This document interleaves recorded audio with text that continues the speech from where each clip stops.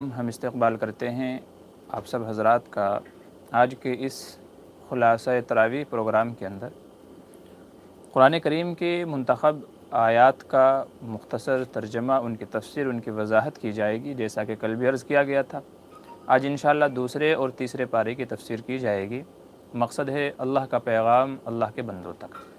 तो चलिए देर ना करते हुए शुरू करते हैं दूसरे पारे की तफसीर जो रात कुरान करीम पढ़ा गया था तरावी के अंदर, और इंशाअल्लाह तीसरे पारे की तफसीर जो आज पढ़ा जाएगा तो दोनों पारों की तफसीर आज की जाएगी। इसलिए वक्त ज़ाय न करते हुए शुरू करते हैं। दूसरा पारा शुरू होता है सयक़ूलुस्सुफ़हाउ मिनन्नासि मा वल्लाहुम अन क़िबलतिहिमुल्लती कानू अलैहा। मुख्तसर तौर पे ये समझ लीजिए कि इस पारे के अंदर चार बातें हैं। सयक़ूल का जो पारा है दूसरा, इसके अंदर चार बातें हैं। नंबर एक, तहवील क़िबला। क़िबला बदला गया था, यानी पहले बैतुल मुक़द्दस था, फिर बैतुल्लाह बदला गया, तो उसका वाक़या है। दूसरा है आयत बिर और अबवाब बिर, यानी नेकी वाली आयतें, वो आयतें जिनके अंदर नेकियों का हुक्म दिया गया और नेकी क्या क्या चीज़ें हैं, क्या क्या चीज़ें उसके अंदर शामिल हैं, उनको ज़िक्र किया गया है। जैसे जिसकी शुरुआत होती है लैसल बिर्रा अन तुवल्लू वुजूहकुम क़िबलल मशरिक़ि वल मग़रिबी। इसके अंदर अहकामात, अक़ाइद, इबादात, मामलात, मुआशरत, अखलाक, ये तमाम बातें इजमाली तौर पर मज़कूर हैं। चुनांचे सफ़ा मरवा की सई है, मुर्दार, खून, खंजीर का गोश्त और जो गैरुल्लाह के नाम पर ज़िबह किया गया हो उसकी हुर्मत को बयान किया गया, क़िसास को बयान किया गया, वसीयत को, रोज़े को, एतिकाफ़ को, हराम कमाई को, क़मरी तारीख़ को, जिहाद को, हज को, इन्फ़ाक़ फ़ी सबीलिल्लाह को, हिजरत को, शराब और जुए की हुर्मत को, मुशरिकीन से निकाह की हुर्मत को, हैज़ में जिमा की हुर्मत को, ईला, तलाक़, इद्दत, रज़ात, महर, हलाला और मुतद्दा से पैगाम निकाह, ये आयतें हैं और ये अहकामात हैं इस दूसरे पारे के अंदर। नंबर 3 हमने अर्ज़ किया था चार बातें हैं। नंबर 3 क़िस्सा ताउन है कि कुछ लोगों पर ताउन की बीमारी आई, वो मौत के खौफ से दूसरे शहर चले गए। अल्लाह तबारक व तआला ने उनके ऊपर मौत तारी कर दी है, बताने के लिए कि तुम कहीं भी चले जाओ मगर मौत से और अल्लाह की कुदरत से नहीं भाग सकते, तो उसका तज़किरा है। फिर एक नबी की दुआ पर उनको ज़िंदा किया गया, उसका तज़किरा है। और नंबर 4 है क़िस्सा तालूत, यानी तालूत और जालूत का जो लश्कर था। तालूत बनी इसराइल के नबी थे, उन्होंने जालूत को जो ज़ालिम बादशाह था उसके ख़िलाफ़ लड़ाई जो है की, जिसमें हज़रत दाऊद अलैहिस्सलाम ने उसको क़त्ल किया था। वक़तल दाऊद जालूता, तो जालूत को ख़त्म किया था और फिर अल्लाह तबारक व तआला ने उनको नबी और बादशाह बना दिया गया था। तो मुख्तसर तौर पर ये चार बातें हैं इस पारे के अंदर, ठीक है। अब चलिए चलते हैं तफसीली वाक़ये के ऊपर। सबसे पहला वाक़या इसके अंदर तहवील क़िबला का। सयक़ूलुस्सुफ़हाउ मिनन्नासि मा वल्लाहुम अन क़िबलतिहिमुल्लती कानू अलैहा क़ुल लिल्लाहिल मशरिक़ु वल मग़रिब, कि ए नबी अनक़रीब बेवकूफ़ लोग ये कहेंगे कि किस वजह से इन्होंने उस क़िबले से रुख फेर लिया कि जिसकी तरफ पहले रुख किया करते थे। क़ुल लिल्लाहिल मशरिक़ु वल मग़रिब, ए नबी आप कह दीजिए मशरिक़ भी अल्लाह का है, मग़रिब भी अल्लाह का है। यहदी मन यशाअ इला सिरातिम मुस्तक़ीम, अल्लाह जिसको चाहता है उसे सीधे रास्ते की तरफ हिदायत देता है। फ़वल्ली वजह का शतरुल मस्जिदिल हराम, इन आयतों के अंदर हुज़ूर सल्लल्लाहु अलैहि वसल्लम को हुक्म दिया गया कि आप अब अपना रुख बैतुल मुक़द्दस से बैतुल्लाह की तरफ रुख करके पढ़ लें। मुफ़स्सिरीन इकराम फरमाते हैं कि नबी करीम सल्लल्लाहु अलैहि वसल्लम के हिजरत फरमाने के बाद तकरीबन 16 या 17 महीने हुज़ूर सल्लल्लाहु अलैहि वसल्लम को हुक्म दिया गया था कि नमाज़ों में बैतुल मुक़द्दस की तरफ रुख करके नमाज़ पढ़ें, जिस पे कुफ़ार आपको ताना दिया करते थे। और हुज़ूर सल्लल्लाहु अलैहि वसल्लम की ख्वाहिश और मंशा ये थी कि हमारा क़िबला क़िबला इब्राहीमी, यानी जो हज़रत इब्राहीम अलैहिस्सलाम का क़िबला था बैतुल्लाह, हमारा क़िबला वही करार दिया जाए। तो क़द नरा तक़ल्लुब वजहिका फ़िस्समा, इसके अंदर अल्लाह ताला हुक्म दे रहे और ये कह रहे कि हम आपके बार बार जो आसमान की तरफ आप चेहरा उठा करके अपने ख्वाहिश दिल में लिए हुए हैं उसका जो इजहार कर रहे हैं, तो वह हम जान रहे हैं। क़द नरा, हम देख रहे हैं, तक़ल्लुब वजहिका फ़िस्समाई, आपके आसमान की तरफ चेहरा उठाने को। फ़लनवल्लियन्नका क़िबलतन तर्ज़ाहा, अनक़रीब हम आपका वही क़िबला बना देंगे कि जो आपके दिल के अंदर है, जिसके ऊपर आप राज़ी हैं। और फिर हुक्म दिया गया फ़वल्लि वजहका शतरुल मस्जिदिल हराम, कि अब आप अपना रुख मस्जिद हराम की तरफ कर लीजिए। वहैसु मा कुंतुम फ़वल्लु वुजूहकुम शतरा, और पूरी दुनिया में, पूरी दुनिया वाले, कोई कहीं का भी रहने वाला हो, सफ़र में हो, हज़र में हो, कोई कहीं पे भी हो, तो उसको चाहिए कि वो अपना रुख कहाँ कर ले, बैतुल्लाह की तरफ रुख कर ले। इन आयतों के अंदर उसी का हुक्म दिया गया है। ये जो तहवील क़िबला का जो हुक्म नाजिल हुआ ये सन 2 हिजरी के अंदर नाजिल किया गया। یہ سن 2 ہجری کے اندر نازل کیا گیا۔ ظہر کی نماز کا وقت تھا، جیسا کہ جمہور مفسرین اکرام فرماتے ہیں ظہر کی نماز کا وقت تھا، 2 رکعت ہو چکی تھی، آپ مسجد القبلتین ایک مسجد کے اندر کسی فیصلے کے تعلق سے تشریف لے کر کے گئے تھے، 2 رکعت ظہر کی پڑھا چکے تھے، تیسری رکعت کے لیے کھڑے ہو رہے تھے کہ جبریل امین یہ حکم لے کر کے نازل ہوئے کہ اب آپ اپنا رخ چینج کر لیجئے، بیت المقدس سے بیت اللہ کی طرف رخ پھیر لیجئے۔ اس سلسلے میں ہوا یہ کہ چونکہ بیت المقدس اس طرف ہے اور بیت اللہ اس طرف ہے، یعنی دونوں ایک دوسرے کی الٹی سائڈ ہے، بالکل اپوزٹ سائڈ، جسے کہتے ہیں 36 کا آنکڑا، اس طریقے سے تھا۔ تو جب یہ حکم نازل ہوا تو صحابہ کو حکم ہوا ادھر سے رخ اس طرف پھیر لو، تو جب رخ پھیرا گیا تو حضور سب سے پیچھے آ گئے، تو حضور یوں پورا گھوم کر کے صحابہ کے سامنے گئے امامت کے لیے، تو اس کو مسجد القبلتین کہا جاتا ہے۔ جو حج عمرہ کے لیے جاتے ہیں تو وہ زیارت کر کے آتے ہیں۔ بہرحال ظہر کی نماز کا وقت تھا تو 2 رکعت بیت المقدس کی طرف رخ کر کے نماز پڑھی گئی اور 2 رکعت بیت اللہ کی طرف رخ کر کے نماز پڑھی گئی۔ ظہر کی نماز کا وقت تھا، تو ان آیتوں کے اندر اسی کا حکم ہے، اور اس کے بعد سے لے کر کے آج تک کے مسلمانوں کا قبلہ وہ بیت اللہ ہے، ٹھیک ہے۔ اچھا آگے چلیے، اس پارے کے اندر ہے کما ارسلنا فیکم رسولا منکم یتلو علیکم آیاتنا ویزکیکم ویعلمکم الکتاب والحکمت ویعلمکم ما لم تکونوا تعلمون۔ کما ارسلنا فیکم رسولا منکم، جیسا کہ ہم نے تمہارے درمیان بھی ایک رسول نازل کیا جو تمہی میں سے ہے، جس کا کام کیا ہے، یتلو علیکم آیاتنا، یہاں پر نبی کی بعثت کا مقصد بتایا جا رہا ہے کہ انبیاء کی اور بالخصوص نبی کریم صلی اللہ علیہ وسلم کی بعثت کا جو مقصد ہے، آپ کو بھیجنے کا جو مقصد ہے، وہ 4 باتیں یہاں پر 4 مقاصد آپ کے بیان کیے گئے۔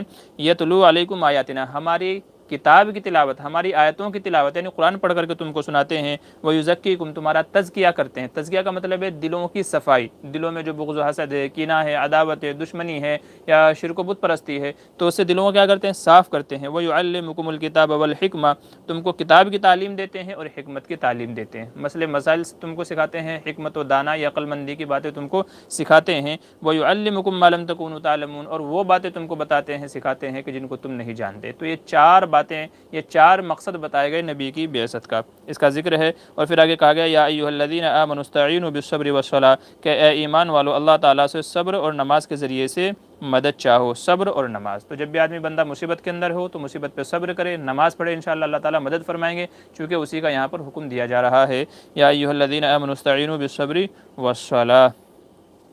پھر آگے چل کر کے ان الصفا والمروۃ من شعائر اللہ فمن حج البیت او اعتمر، تو یہاں پر صحابہ کرام کے اندر جو ایک عقیدہ تھا، بلکہ کہہ لیجیے ایک احتیاطی عمل تھا، اس سے بچنے کی تاکید کی گئی ہے۔ اصل میں جب صحابہ کرام زمانہ جاہلیت میں صفا مروہ پر 2 بت رکھے ہوئے تھے، 2 بت رکھے ہوئے تھے، جن کے بارے میں یہ مشہور تھا اور یہ بعض تواریخ میں لکھا ہوا آتا ہے کہ ان 2 بتوں کا نام تھا اساف اور نائلہ، اساف اور نائلہ۔ تو انہوں نے بیت اللہ کے اندر زنا کیا تھا، حرام کاری کی تھی، سزا کے طور پر اللہ تبارک و تعالیٰ نے ان کو بت بنا دیا تھا، ان کو پتھر کا بنا دیا تھا۔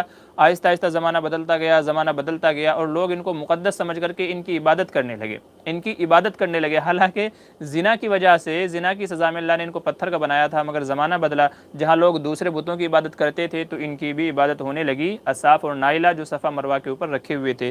تو صحابہ کرام رضی اللہ عنہم اسلام لانے کے بعد یہاں پر جب آتے تھے تو وہ صفا مروہ کی صحیح نہیں کرتے تھے، اس سے بچتے تھے، کہیں ایسا نہ ہو کہ یہ ہمارا یہ عمل بھی ان کی عبادتوں میں شامل نہ ہو جائے، تو اللہ تبارک و تعالیٰ نے اس کا رد فرمایا اور یہ کہا کہ دیکھو یہ جو بت رکھے ہوئے ہیں یہ غلط ہیں، لیکن صفا مروہ یہ تو اللہ کے شاعر میں سے ہے، یہ تو اللہ کی طرف سے ہے، یہ لوگوں نے غلط رکھا ہے، غلط چیزیں ہیں، یہ یہاں پر ان کو بنا دیا گیا تھا، وہ ایک الگ بات ہے، لیکن اس سے صفا مروہ جو ایک اللہ کا ایک شاعر ہے اس کے اوپر کوئی فرق نہیں پڑے گا، لہٰذا صحابہ کو چاہیے کہ وہ کیا کریں، صفا مروہ کی صحیح کریں۔ اسی کو بتایا گیا ان الصفا والمروۃ من شعائر اللہ، کہ بے شک صفا اور مروہ یہ اللہ کے شاعر میں سے ہے۔ فمن حج البیت او اعتمر، تو جو بیت اللہ کا حج کرے یا عمرہ کرے، فلا جناح علیہ ان یطوف بہما، تو اس کے اوپر کوئی حرج نہیں ہے کہ وہ ان دونوں کیا کرے، طواف کرے۔ ومن تطوع خیرا فان اللہ شاکر علیم، اور جو بے شک نیکیوں کے کاموں میں آگے بڑھے گا تو بے شک اللہ تعالیٰ شکر کرنے والوں کو جانتا ہے۔ پھر آگے چل کر کے اللہ تبارک و تعالیٰ نے کچھ حرمت والے احکام کو بیان کیا ہے، انما حرم علیکم المیتۃ والدم ولحم الخنزیر وما اہل بہ لغیر اللہ، 4 چیزوں کی حرمت کو بیان کیا گیا ہے۔ کیا ہے انما حرم علیکم المیتۃ، کہ اللہ تبارک و تعالیٰ نے تمہارے اوپر مردار کو حرام کیا، یعنی جو اپنی موت مر جائے، کوئی جانور ہے، درند، جو بھی چیزیں کھانے پینے کی جو چیزیں حلال ہیں، اگر وہ اپنی موت مر جاتا ہے، مردار ہو جاتا ہے، تو پھر اس کا کھانا کیا ہے، حرام ہے۔ تو اللہ تبارک و تعالیٰ نے تمہارے اوپر مردار کو حرام کیا ہے، والدم، خون کو، جو بہنے والا خون ہے، جانور کو بھی اسی لیے ذبح کیا جاتا ہے کہ اس کے اندر جو خون ہوتا ہے وہ بہہ جاتا ہے، جب خون بہہ گیا تو اس کا کھانا حلال ہوتا ہے، تو خون کو کھانا پینا کیا ہے، حرام ہے۔ تو انما حرم علیکم المیتۃ والدم ولحم الخنزیر، ایسے ہی خنزیر سور کا گوشت بھی کیا ہے، یہ حرام ہے مسلمانوں کے لیے۔ اور نمبر 4 بیان کیا وما اہل بہ لغیر اللہ، اور وہ جانور کے جس کو غیر اللہ کے نام پر ذبح کیا گیا ہو، تو جس جانور کو غیر اللہ کے نام پر ذبح کیا گیا ہو تو اس کا کھانا بھی کیا ہے، حرام ہے۔ اسی لیے علماء کہتے ہیں کہ جس جانور کے اوپر بسم اللہ نہیں پڑھی گئی، بسم اللہ نہیں پڑھی گئی جان بوجھ کر کے اور اس کو ذبح کیا گیا تو اس کا کھانا حرام ہے۔ ہاں اگر بھولے سے جانور کو ذبح کرتے ہوئے، مسئلہ اچھے سے سمجھ لیں کہ اگر بھولے سے جانور کو ذبح کرتے ہوئے بسم اللہ نہیں پڑھی گئی بھولے سے، تو علماء فرماتے ہیں کہ اب حلال ہے، لیکن اگر جان بوجھ کر کے بسم اللہ نہیں پڑھی ہے تو پھر حرام ہے۔ تو یہ 4 یہاں بیان کیے گئے، مردار، خون، خنزیر کا گوشت اور وہ جانور کے جس کو غیر اللہ کے نام پر ذبح کیا گیا ہو تو اس کا کھانا بھی حرام ہے۔ فمن اضطر غیر باغ ولا عاد فلا اثم علیہ، پھر یہاں پر ایک حکم کو مستثنیٰ کیا گیا کہ جو بندہ مجبوری کی حالت میں ہو، یعنی ایسی جگہ پر جنگل و بیابان میں کسی ایسی جگہ پھنس جائے کہ جہاں اس کے پاس مردار کھانے کے علاوہ، یعنی حرام کھانے کے علاوہ کوئی چارہ نہ ہو، حرام کھانے کے علاوہ کوئی چارہ نہ ہو، اگر حرام نہیں کھائے گا تو مر جائے گا، حرام نہیں کھائے گا تو مر جائے گا، تو پھر یہاں پر اجازت دی گئی ہے کہ وہ اپنی جان بچانے کی خاطر صرف اس حد تک کھا سکتا ہے کہ جس سے جان بچ جائے۔ چنانچہ کہا گیا فَمَنِ اضْطُرَّ غَيْرَ بَاغٍ وَلَا عَادٍ، کہ کھائے لیکن پیٹ بھر کے نہیں، کہ مل گیا تو کھا لو پیٹ بھر کے، نہیں، فلا اسم علیہ، کہ غیر باغ ولا عاد، نہ حد سے تجاوز کرنے والا ہو اور نہ حد سے زیادہ کھانے والا ہو، تو پھر اس کے اوپر کوئی گناہ نہیں ہے کہ وہ جان بچانے کے لیے حرام چیز کو کھانے کی گنجائش ہے جبکہ اس کے علاوہ کوئی اور صورت نہ بچے اور جان بچانا ضروری ہو، تب یہ حکم دیا گیا ہے۔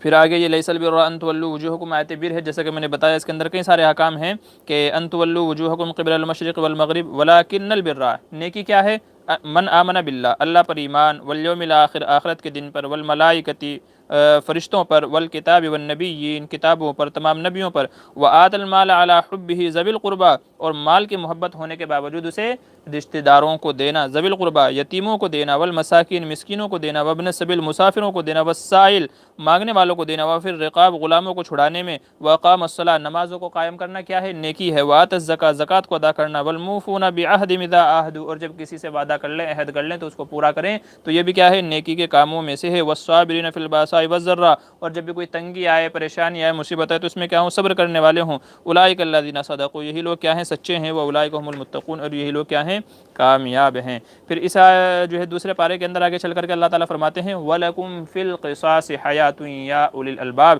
کہ اے ایمان والو تمہارے لیے قصاص کے اندر زندگی ہے، قصاص کے اندر زندگی ہے۔ قصاص کہتے ہیں کہ اگر کسی آدمی نے کسی کو قتل کر دیا تو اب بدلے میں قاتل کو بھی قتل کیا جائے گا، بدلے میں قاتل جس نے قتل کیا اس کو بھی قتل کیا جائے گا، تو یہ بدلہ لینے کو کہا جاتا ہے قصاص، یعنی بدلے میں اسے بھی قتل کیا جائے گا۔ تو اللہ تعالیٰ فرما رہے ہیں کہ اگر کسی نے کسی کو قتل کر دیا تو بدلے میں اسے بھی قتل کیا جائے، اور اس کے اندر کیا ہے، زندگی ہے۔ وَلَكُمْ فِي الْقِصَاصِ حَيَاةٌ يَا أُولِي الْأَلْبَابِ لَعَلَّكُمْ تَتَّقُونَ، اے عقل والو اس کے اندر بھی زندگی ہے، تمہارے لیے فائدہ ہے۔ اب کوئی پوچھے کہ بھئی وہ تو مرنے والا تو مر گیا، اب اس کو کیوں مارا جا رہا ہے، اس میں زندگی کیسے، اس میں فائدہ کیسے ہے؟ تو علماء فرماتے ہیں اس کے اندر فائدہ اس لیے ایسے ہے کہ جب آدمی کو پتہ ہوگا کہ اگر میں نے کسی کو قتل کیا تو بدلے میں مجھے بھی قتل کیا جائے گا تو وہ قتل کرنے سے رک جائے گا۔ جب ہر ایک کو پتہ ہوگا کہ مجھے بھی قتل کیا جائے گا تو پھر وہ قتل کرنے سے رک جائے گا، قتل جیسا کبیرہ گناہ وہ نہیں کرے گا۔ تو اس میں کیا ہے، زندگی ہے، دونوں کی زندگی ہے کہ نہ اس کو قتل کیا جائے گا اور نہ بدلے میں یہ قتل کیا جائے گا۔ تو اللہ تعالیٰ فرما رہے اے عقل والو، اگر تم سمجھ سکتے ہو اللہ کے احکام کو تو سمجھو کہ اس حکم کے اندر کیا ہے، قصاص کے اندر کیا ہے، زندگی ہے تمہارے لیے، لعلکم تتقون، تاکہ تم کیا بچنے والے، تقوی پرہیزگاری اختیار کرنے والے بن جائیں۔ اسی لیے کہتے ہیں کہ اسلام کے 3 حکم، اسلام کے 3 حکم اگر پوری دنیا کے اندر نافذ کر دیے جائے تو انشاءاللہ پوری دنیا سے برائی کا خاتمہ کر دیا جائے گا۔ نمبر 1 قصاص، قتل کے بدلے قتل کیا جائے گا، قتل کے بدلے قتل کیا جائے گا، تو قتل وغیرہ، دہشت گردی وغیرہ تمام چیزیں سب کے سب کیا ہو جائیں گی، انشاءاللہ ختم ہو جائیں گی۔ دوسری چیز زنا کی سزا، حرام کاری کی سزا، کہ اگر شادی شدہ ہے تو اسے پتھر مار مار کر کے ہلاک کر دیا جائے، اور شادی شدہ نہیں ہے تو پھر اس کو 80 کوڑے مارے جائیں۔ تو جو بھی زنا کرے گا، حرام کاری کرے گا، غلط کاری کرے گا تو اس کو یہ سزا دی جائے گی، انشاءاللہ معاشرے سے جرائم کا خاتمہ ہو جائے گا۔ زنا کاری، بدکاری جو آج کل ہو رہی ہے تو ان سب کا خاتمہ ہو جائے گا، کیونکہ یا تو پتھر مار مار کر کے ہلاک کر دیا جائے گا یا تو پھر 80 کوڑے اس کو لگائے جائیں گے۔ نمبر 3 تیسری سزا ہے چوری، کہ اگر کوئی چوری کرتا ہے تو اس کا ہاتھ کاٹ دیا جائے، اگر چوری کرتا ہے تو اس کا ہاتھ کاٹ دیا جائے۔ وہ ایک کنڈیشن، وہ ایک الگ بات ہے کہ کتنا مال چوری کرے تب ہاتھ کاٹا جائے گا، وہ ایک الگ مسئلہ ہے، لیکن چوری کے اوپر اگر مال متقوم، قیمتی اگر مال جس کو کہا ہے، جس کی فقہا نے 10 درہم یعنی 10 درہم کی مالیت کا اگر کوئی سامان چراتا ہے تو اس کا ہاتھ کاٹ دیا جائے گا عند العناف۔ تو اگر یہ 3 سزائیں پوری دنیا کے اندر لاگو کر دی جائیں اسلام کی، میں گارنٹی کے ساتھ کہتا ہوں انشاءاللہ کہ پوری دنیا سے جرائم کا خاتمہ ہو جائے گا۔ نمبر 1، قتل کے بدلے قتل کیا جائے، جیسا کہ اسلامی ممالک کے اندر ہے۔ زنا کاری حرام کاری کرتا ہے تو کوڑے مارے جائیں یا تو پتھر مار مار کر کے ہلاک کر دیا جائے، اور چوری کرے تو ہاتھ کاٹ دیا جائے۔ بس یہ 3 احکام پوری دنیا کے اندر نافذ کر دیا جائیں، انشاءاللہ پوری دنیا سے برائی کا خاتمہ ہو جائے گا۔ تو یہ اللہ تبارک و تعالیٰ فرما رہے وَلَكُمْ فِي الْقِصَاصِ حَيَاةٌ يَا أُولِي الْأَلْبَابِ لَعَلَّكُمْ تَتَّقُونَ۔ دیکھیں دوسرا پارہ احکام کے اعتبار سے بڑا اہم ہے۔ دوسرے پارے کے اندر اتنے احکامات ہیں کہ شاید کسی دوسرے پارے میں اتنے احکامات نہیں ہیں۔ حلال و حرام کے اعتبار سے، زندگی جینے کے اعتبار سے اسلام کے اکثر احکام دوسرے پارے کے اندر مذکور ہیں۔ اس لیے میں یہ کہتا ہوں، ابھی آپ سنیں گے انشاءاللہ، میں تفسیر بیان کر رہا ہوں، آپ سنتے جائیے گا کیا کیا احکام اللہ تبارک و تعالیٰ نے بیان کیے ہیں۔ تو اگر دوسرے پارے کی اگر مطالعہ کر لیا جائے انشاءاللہ اسلام کے اکثر احکام ہم کو معلوم ہو جائیں گے، شریعت کے اکثر احکام۔ ایک دوسرا پارہ، اور نمبر 2 18واں پارہ سورہ نور۔ 18ویں پارے کے اندر بھی بہت سارے احکام بیان کیے گئے ہیں۔ تو ہر مسلمان کو چاہیے کہ دوسرے پارے کا تفصیلی اور تفسیری مطالعہ کرے، دوسرے پارے کو تفسیر سے سمجھے، اس کا مطالعہ کرے، انشاءاللہ اسلام کے اکثر احکام اس کو معلوم ہو جائیں گے۔ تو بہت سارے احکام، بلکہ اکثر احکام دوسرے پارے کے اندر بیان کیے گئے ہیں، آپ سنتے جائیے۔ پھر آگے یا ایھا الذین آمنوا کتب علیکم الصیام کما کتب علی الذین من قبلکم لعلکم تتقون، کہ اے ایمان والو تمہارے اوپر بھی روزہ فرض کیا گیا ایسے ہی جیسے تم سے پہلی امتوں پر فرض کیا گیا۔ تو یہاں پر روزے کی فرضیت کو بیان کیا گیا، اور یہ بھی بتایا گیا کہ روزہ وہ عبادت ہے کہ جو پہلی امتوں پر بھی فرض تھا۔ روزہ اسلام کے 5 بنیادی ارکان میں سے ہے، لا الہ الا اللہ، نماز، زکوٰۃ، روزہ اور حج۔ تو اسلام کے 5 بنیادی باتوں میں سے ایک روزہ ہے۔ روزہ کہتے ہیں اللہ تبارک و تعالیٰ کی رضا کے لیے کھانے پینے اور جماع یعنی صحبت سے رکنا، صبح صادق سے لے کر کے سورج چھپنے تک، یعنی صبح صادق سے لے کر کے غروب آفتاب تک کھانے پینے جماع سے رکنا اللہ کی رضا کے لیے، اس کا نام کیا ہے؟ روزہ ہے۔ تو روزے کی فرضیت کو بیان کیا گیا ہے۔ پھر شہر رمضان الذی انزل فیہ القرآن ھدی للناس وبینات من الھدی والفرقان، اس کے اندر رمضان کی فضیلت کو بیان کیا گیا کہ رمضان کا مہینہ وہ فضیلت والا مہینہ ہے جس کے اندر قرآن کو نازل کیا گیا، اور قرآن بھی کون سا ہے؟ ھدی للناس، جو لوگوں کے لیے باعث ہدایت ہے، اور فرقان ہے یعنی اس میں لوگوں کے لیے ہدایت بھی ہیں، بینات بھی ہیں، دلائل بھی ہیں، سب چیزیں ہیں۔ تو وہ باعظمت کلام کب نازل ہوا؟ رمضان کے مہینے میں۔ تو اس کے اندر رمضان کی فضیلت کو بیان کیا گیا۔ علماء اس کی تفسیر نقل کرتے ہوئے فرماتے ہیں کہ رمضان میں 20 رکعت تراویحی سنت مؤکدہ ہے، جس میں ضعیف روایات سے حضور صلی اللہ علیہ وسلم سے بھی 20 رکعت کا پڑھنا ثابت ہے۔ کسی کو تفصیل دیکھنی ہو تو کتاب النوازل مفتی سلمان منصور پوری کی جو لکھی ہوئی ہے، وہاں پر جو تراویح کا خلاصہ انہوں نے کیا ہے، تو وہاں پر آپ دلائل بھی دیکھ سکتے ہیں۔ تو 20 رکعت تراویح، نیز 20 رکعت تراویح پر پوری امت کا اجماع ہے، اور بالخصوص خلفائے راشدین میں سے حضرت عمر فاروق رضی اللہ عنہ نے پوری امت کو، پورے صحابہ کو 20 رکعت تراویح پر جمع کیا، اور کسی صحابی نے اس سے اختلاف نہیں کیا۔ تو اس سے معلوم یہ ہوتا ہے کہ تراویح 20 ہی رکعت سنت ہے۔ حرمین میں جیسا کہ آج کل لاک ڈاؤن کے زمانے میں 10 رکعتیں ہو رہی ہیں، اگرچہ بعض روایات سے ان کا ثبوت ملتا ہے لیکن وہ سنت نہیں ہے۔ ایسے ہی بعض لوگ جو 8 پڑھتے ہیں تو 8 کا تو ثبوت ہی نہیں ہے، 8 تو ان کے غلط فہمی کے اوپر مغالطہ ہے کہ ان لوگوں نے تہجد کی نماز کو تراویح کی نماز سمجھ لیا ہے، حالانکہ دونوں الگ الگ ہیں۔ تو اس لیے تراویح رمضان میں 20 ہی رکعت پڑھنی چاہیے۔ تو رمضان کی فضیلت کو یہاں بیان کیا گیا، فمن شہد منکم الشہر فلیصم، یہاں پر کہ جو روزہ رکھے، جو رمضان کا مہینہ پالے تو اس کو چاہیے کہ روزہ رکھنا چاہیے۔ ایسے ہی رمضان کے اندر دوسری عبادتیں ادا کرنی چاہیے۔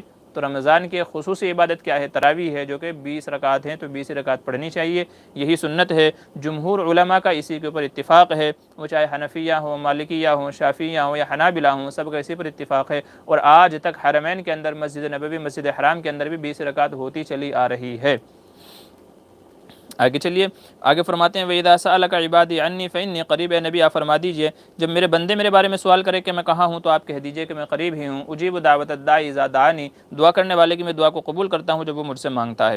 اسی سے علماء فرماتے ہیں کہ نمبر 1 تو یہ ہے کہ آدمی کو آہستہ دعا مانگنی چاہیے، دعا آہستہ مانگنی چاہیے۔ قرآن کریم میں دوسری جگہ بھی کہا گیا کہ ادعوا ربکم تضرعا وخفیا، کہ آدمی کو دعا مانگنی چاہیے آہستہ سے۔ تو آہستہ بندہ دعا مانگے وہ زیادہ قبولیت کے لائق ہوتی ہے۔ اور دوسرا مسئلہ علماء نے یہاں اس آیت سے یہ نکالا ہے کہ اللہ تبارک و تعالی ہر جگہ ہے، اللہ تعالیٰ ہر جگہ ہے، بعض لوگ جو یہ سمجھتے ہیں کہ صرف آسمان پر ہے، صرف آسمان پر ہے، تو صرف آسمانوں پر نہیں ہے۔ الرحمن علی العرش استویٰ سے جو بعض لوگ استدلال کرتے ہیں تو یاد رکھیے کہ وہ استدلال درست نہیں ہے، آیت کا مطلب کچھ اور ہے جو وہ نہیں سمجھ پائے ہیں۔ تو اللہ تبارک و تعالی ہر جگہ ہے، اپنی ذات کے ساتھ میں ہر جگہ ہے۔ تو اجیب دعوت الداعی اذا دعانی، میں دعا کیا کہا اللہ تعالیٰ نے، وَإِذَا سَأَلَكَ عِبَادِي عَنِّي فَإِنِّي قریب، میں قریب ہی ہوں۔ ایک جگہ فرمایا گیا نحن اقرب الیہ من حبل الورید، انسان کی جو یہ شہ رگ ہے، جو یہ نالی ہے جسے کاٹ دیا جائے تو آدمی ختم، تو اللہ تعالیٰ فرما رہے اس سے بھی زیادہ میں قریب ہوں۔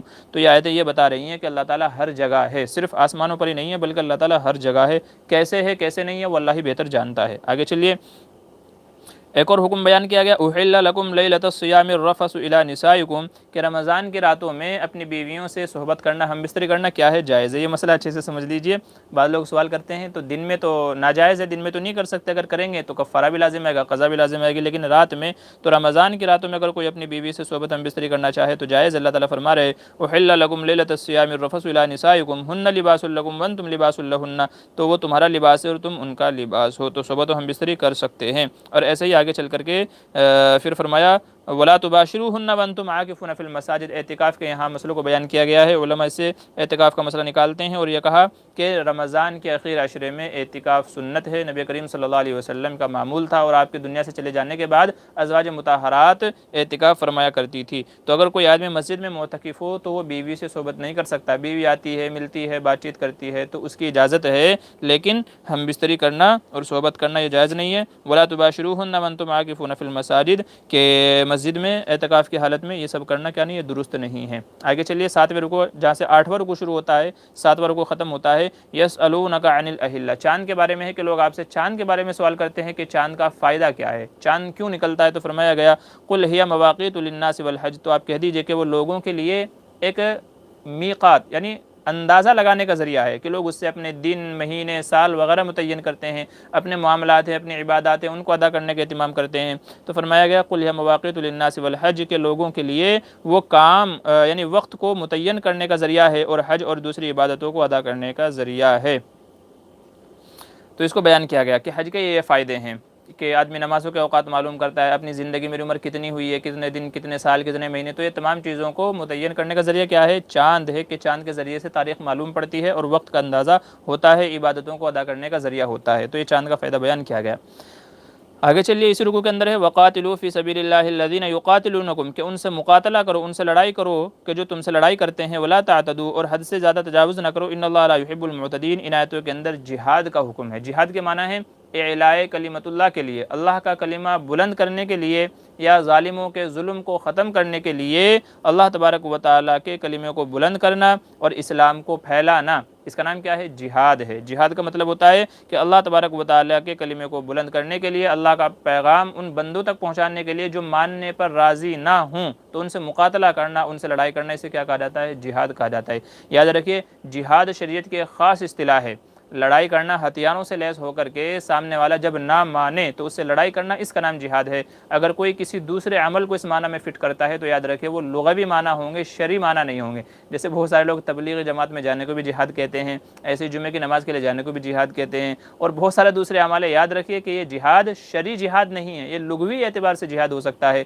جہاد شرعاً ہم جس کو کہیں گے وہ یہی ہے کہ اللہ کے راستے میں لڑائی کرنا۔ دیکھیں، جہاد ایسا نہیں ہے کہ فوراً ہی کسی کو جو ہے تلوار لے کر کے یا ہتھیار لے کر کے لڑنے اور مرنے مارنا پر آمادہ ہو جائیں، اسی کا نام جہاد نہیں ہے، بلکہ ایک سلیبس ہے، ایک طریقہ ہے، پرٹیکولر ایک وے ہے، ایک طریقہ ہے۔ پہلے سب سے پہلے یہ ہے کہ سامنے والوں کو سمجھایا جائے، اس سے کہا جائے بھائی آپ، یہ اسلام ہے، اس کے اندر یہ خوبیاں ہیں، اللہ ایک ہے، ہم سب کا مالک ایک ہے، پالنے والا ایک ہے، تو آپ بھی اسلام کے دامن میں آ جاؤ، اسلام قبول کر لو، ہم تمہارے بھائی، تم ہمارے بھائی، ہم سب ایک ہی اللہ کے بنائے ہوئے ہیں، ایک ہی ہم انسان آدم علیہ السلام کی اولاد ہے، تو ہم بھائی بہن ہیں، تو آپ اسلام قبول کر لو۔ سب سے پہلے ان کو اسلام کی دعوت دی جائے۔ اگر وہ پھر بھی نہ مانے تو پھر ان سے کہا جائے گا کہ ٹھیک ہے، آپ ٹیکس اور جزیہ دیں، جزیہ آپ ٹیکس دیں ہمیں، ہم اس کے بدلے میں آپ کے اموال کی جو حفاظت کریں گے، آپ سے لڑائی نہیں کریں گے۔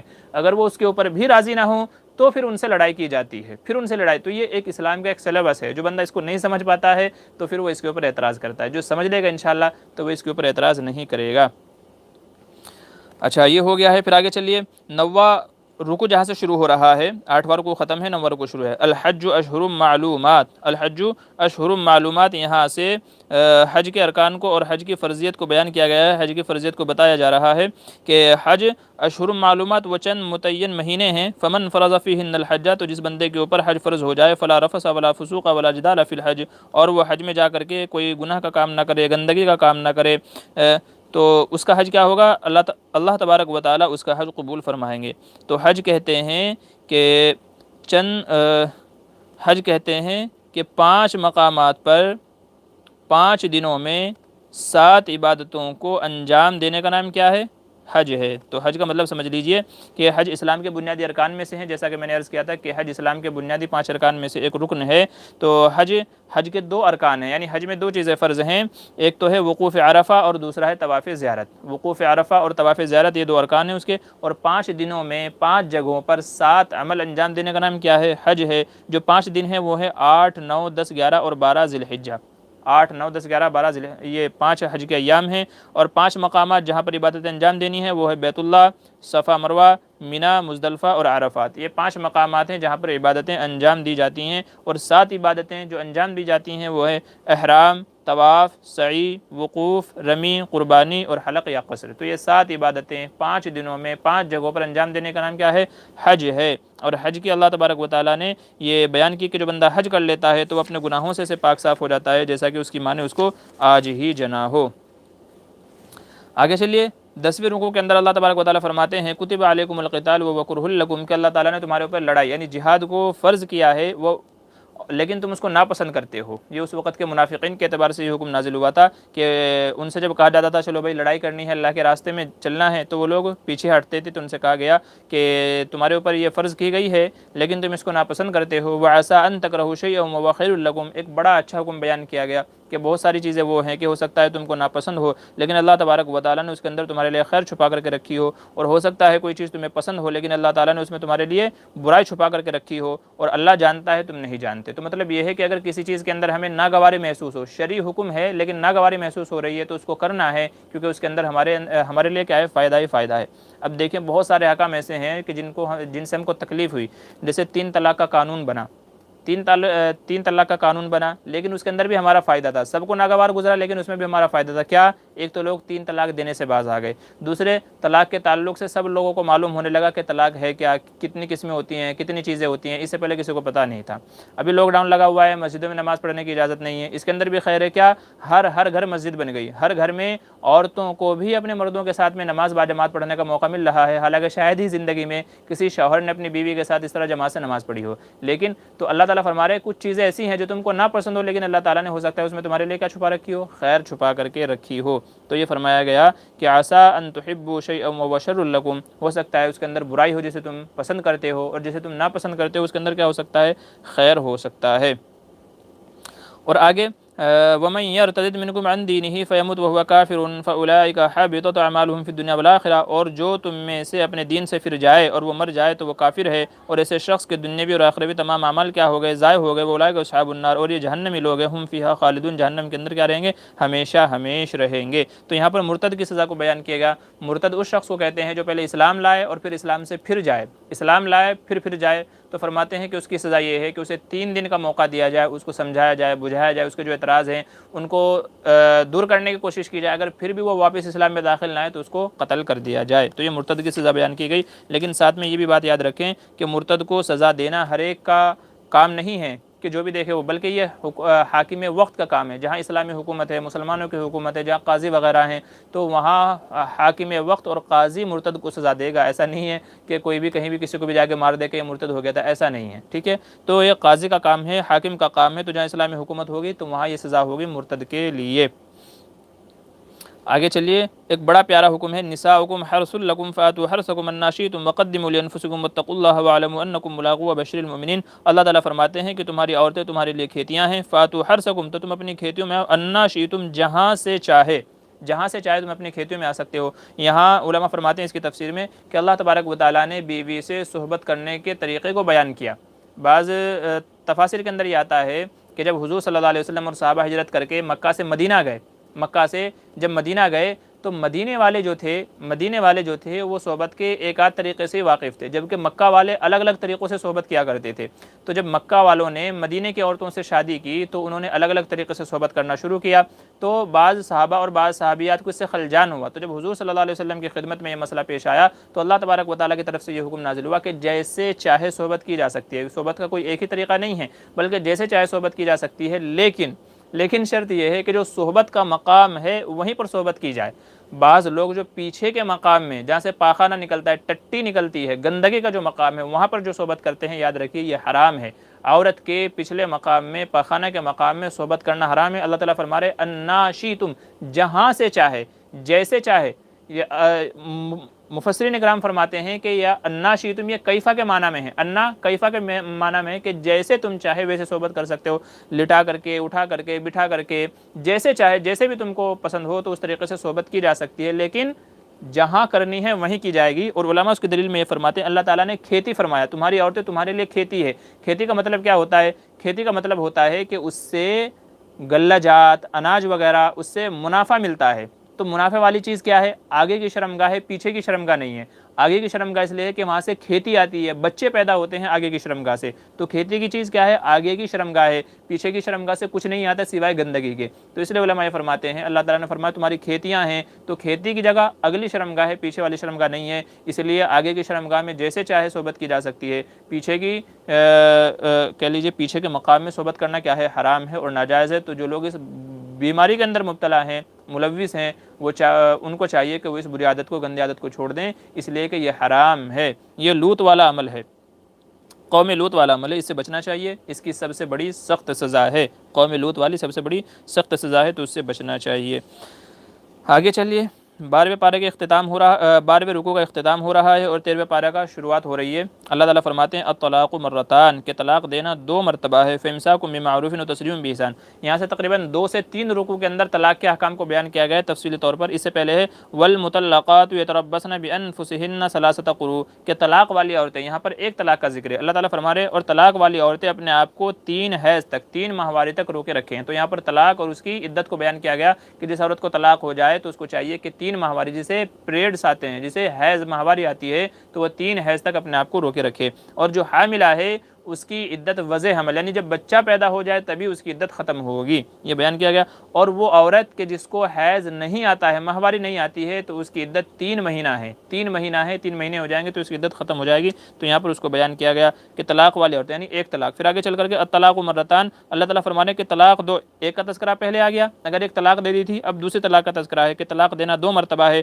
فامساک بمعروف وتسريح باحسان، جب 2 طلاق دے دی ہے تو اب اگر اس کو رکھنا چاہے تو رکھ لے، چھوڑنا چاہے تو چھوڑ دے۔